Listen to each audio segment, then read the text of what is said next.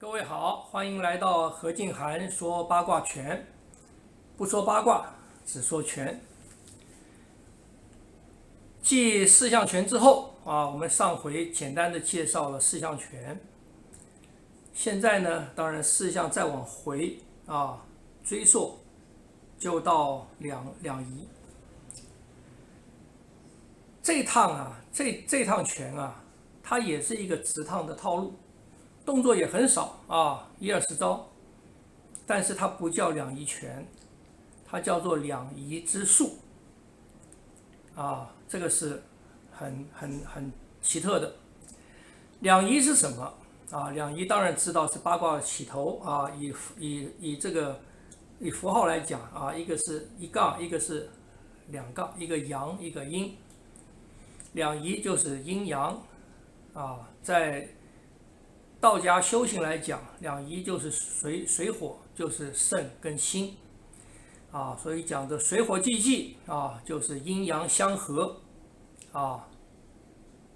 所以它是水火阴阳，两仪是阴阳是水火，是心肾等等。当然，两仪的比拟有很多好。这套拳它叫做两仪之术，它不叫两仪拳所以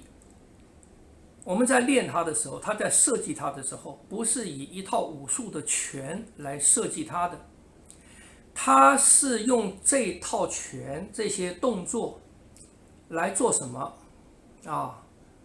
来做阴阳的练习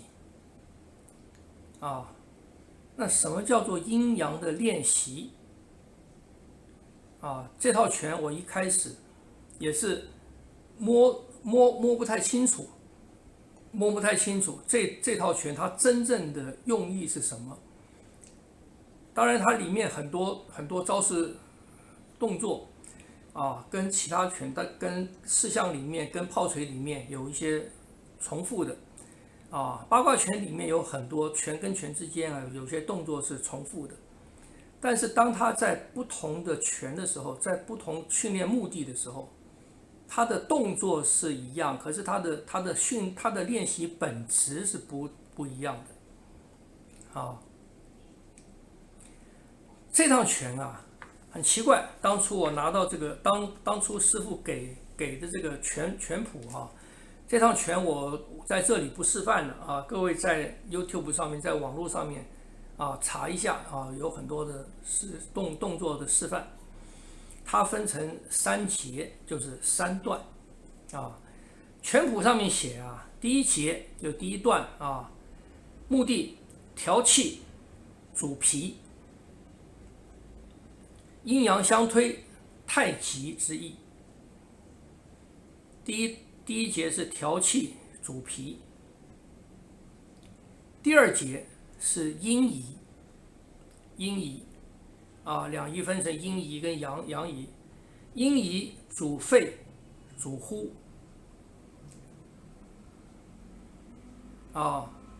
生于中土，中土就刚才第一节练的这个脾。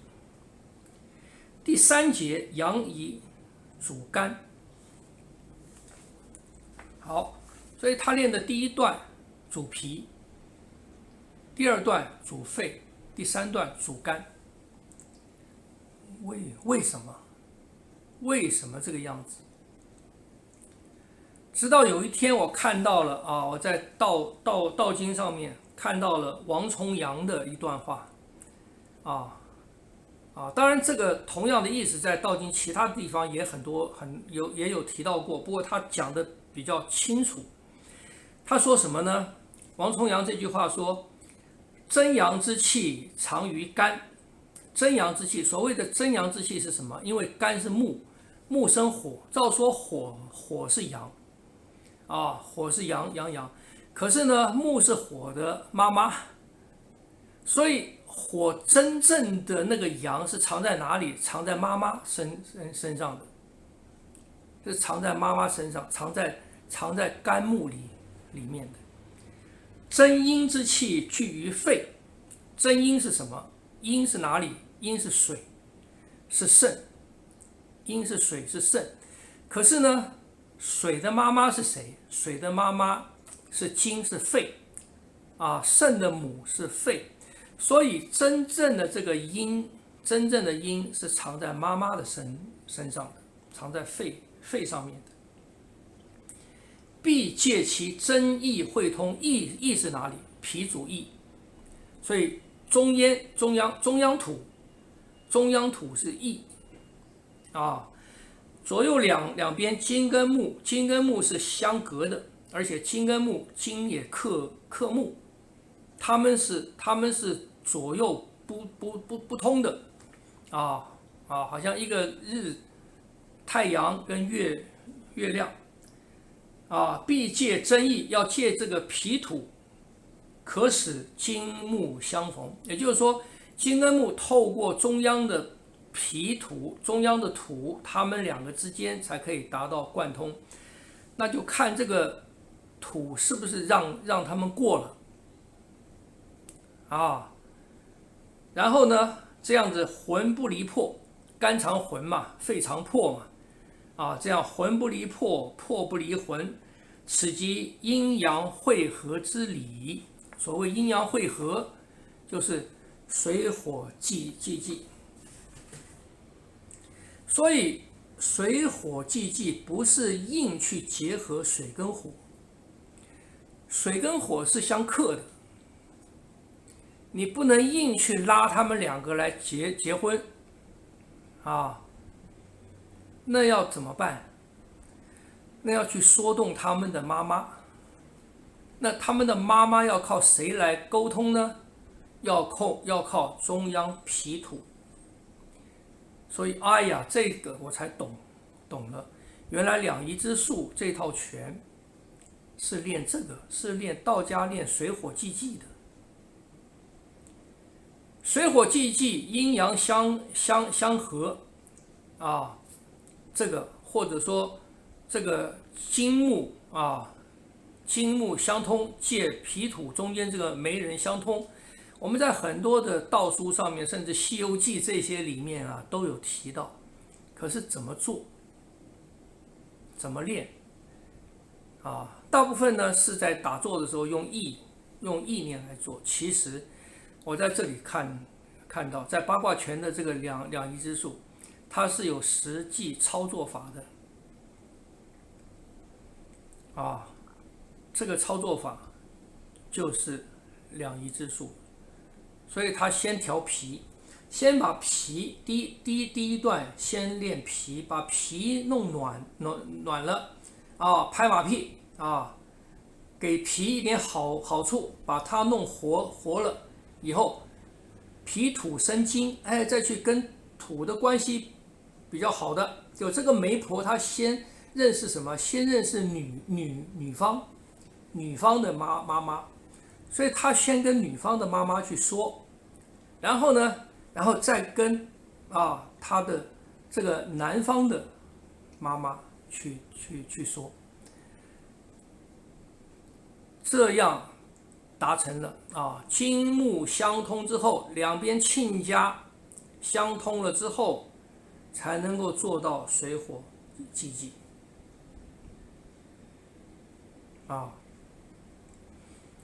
原来这个是有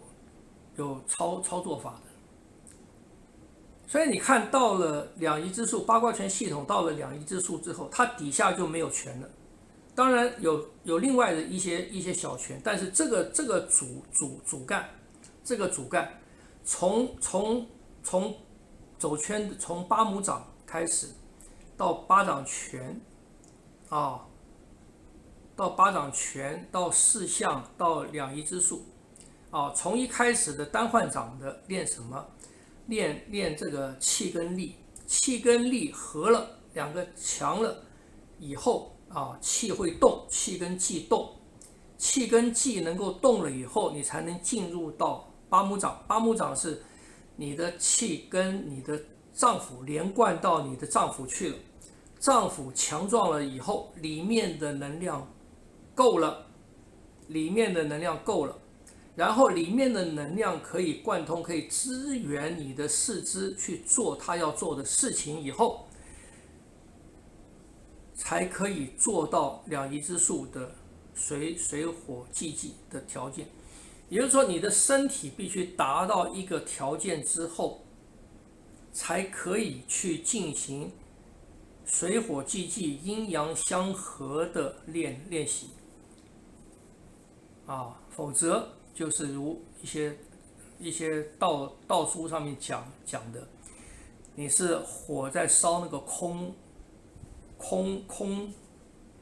空锅子啊，里面的能量不够，里面的顺通平衡没有做好啊，条件不具备，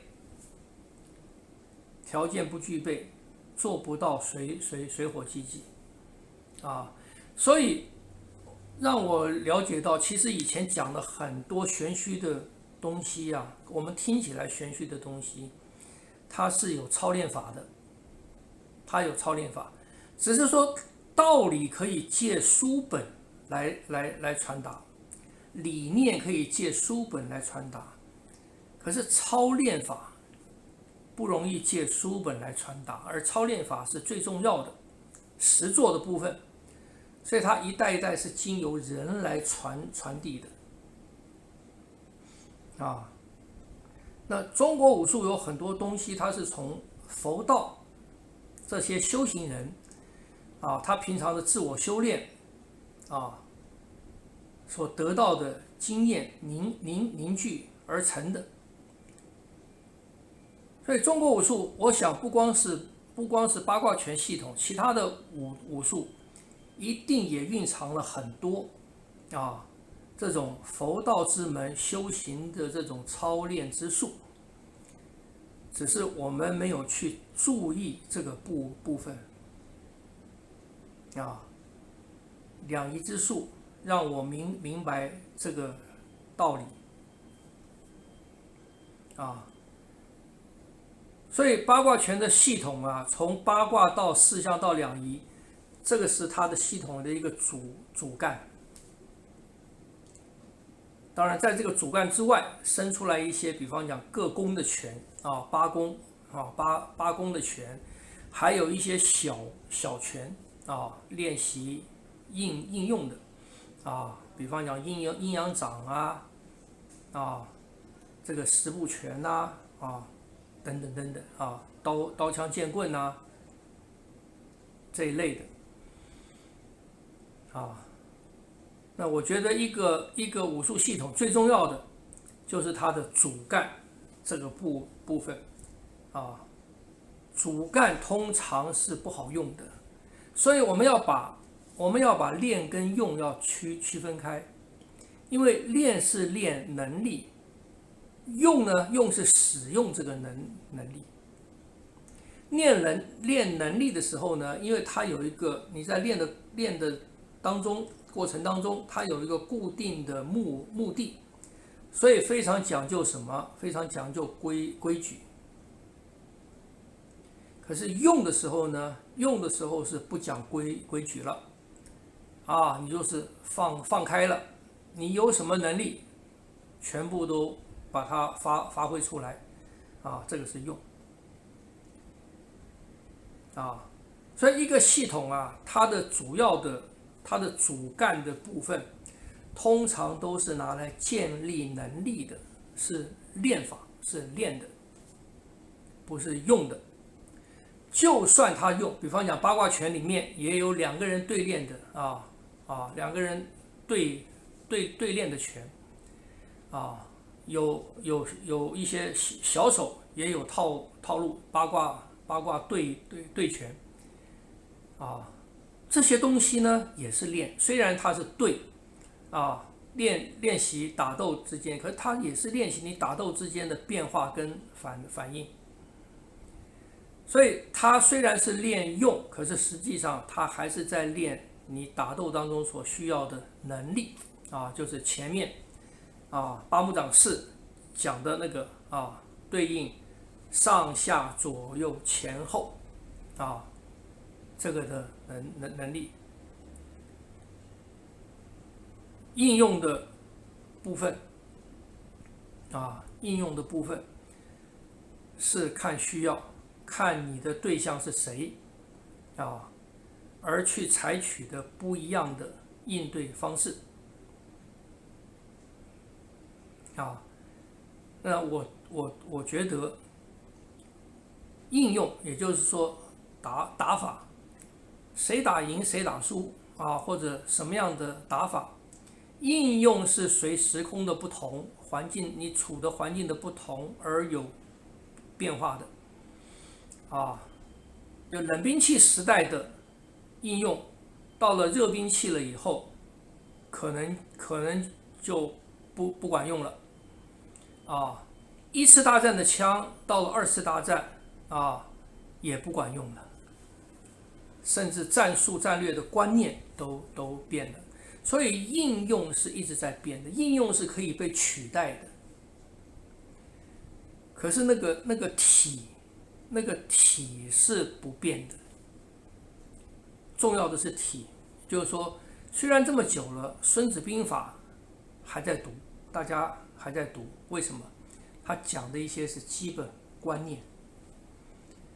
啊，所以我觉得我们传承一个文化啊，传承一个中国武术这样的东西，保存它的体是比保存它的术要来的重要。当然，它的术里面也包含了很多前人的智慧，也是一种对于状况应对的一些智慧的结晶，也是非常重要的啊。所以我们在练习当中啊，应该把重点放在去截取这个古人的智慧，就是为什么他这样子做，为什么他这样子防，为什么他这样子攻啊。我在开始跟我师父练拳的时候他教我的第一件事就是练八卦拳，你要常常问为什么，要常问为什么，而不是就那样子理所当然的练下去了。为什么拳要这样出？为什么是一个平拳？为什么不是力拳？为什么这样打？每一个都要问，甚至生活当中，他要培养我们的习惯，从生活当中都要问为什么他常常带我上街，我们在街上面逛他住在信义路的附近文昌街那边。我们在街上走，他就会问你看那个招牌那个招牌那个字体为什么要用那样的字体？为什么他那个招牌的颜色要用那样子的颜色？为什么一个商家的 logo 要用那样子的 logo？ 比方麦当劳的 M 为什么要用一个这种 M， 而不是一种这种 M， 或者其他的 M 的写法很多，为什么他要用这样？所以每一个现象，跟我讲的世界上的东西，所有的现象，它包含了形与质，每个人取这样的形，取这样的质，它背后一定有它的因，有它的原因。我们要了解的是这个，所以我们常常要问为什么这样子，为什么那样子。我们不一定能得到一个正确的答案，可是常常去问为什么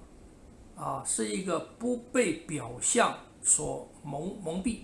还有我们对世界的认知不会停留在表象的一个基本的一个态度这个是不光是对练八卦拳很重要我想对其他的事物也非常的重要。好，我们对于这个八卦拳系统的大纲的部分就讲到这个地方，谢谢各位的观赏，敬请批评指教，谢谢。